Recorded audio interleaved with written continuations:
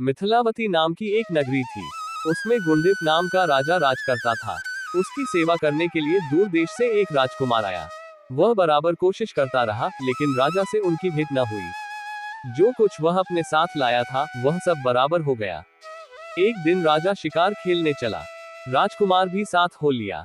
चलते चलते राजा एक वन में पहुंचा। वहां उसके नौकर चाकर बिछुड़ गए। राजा के साथ अकेला वह राजकुमार रह गया। उसने राजा को रोका। राजा ने उसकी ओर देखा तो पूछा, तू इतना कमजोर क्यों हो रहा है? उसने कहा, इसमें मेरे कर्म का दोष है। मैं जिस राजा के पास रहता हूँ, वो हजारों को पालता है, पर उसकी निगाह मेरी ओर नहीं जाती।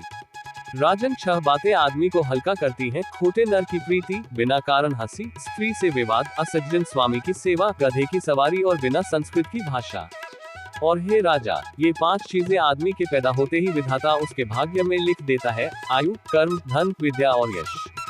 राजन, जब तक आदमी का पुण्य उदय रहता है, तब तक उसके बहुत से दास रहते हैं। जब पुण्य घट जाता है तो भाई भी बैरी हो जाते हैं। पर एक बात है, स्वामी की सेवा अकाथ नहीं जाती। कभी न कभी फल मिल ही जाता है। ये सुन राजा के मन पर उसका बड़ा असर हुआ। कुछ समय घूमने घामने के बाद वे नगर में लौट आए। राजा ने उसे अपनी नौकरी में रख लिया। उसे बढ़िया बढ़िया कपड़े और गहने दिए। एक दिन राजकुमार किसी काम से कहीं गया। रास्ते में उसे देवी का मंदिर मिला। उसने अंदर जाकर देवी की पूजा की।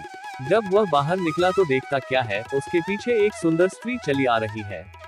राजकुमार उसे देखते ही उसकी ओर आकर्षित हो गया। स्त्री ने कहा, पहले तुम कुंड में स्नान कराओ, फिर जो कहोगे सो करूंगी। इतना सुनकर राजकुमार कपड़े उतारकर जैसे ही कुंड में घुसा और गोता लगाया कि अपने नगर में पहुंच गया। उसने जाकर राजा को सारा हाल कह सुनाया।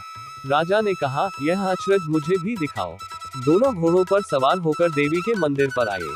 अंदर जाकर दर्शन किए और जैसे ही बाहर निकले कि वह स्त्री प्रकट हो गई। राजा को देखते ही बोली, महाराज, मैं आपके रूप पर मुग्ध हूँ।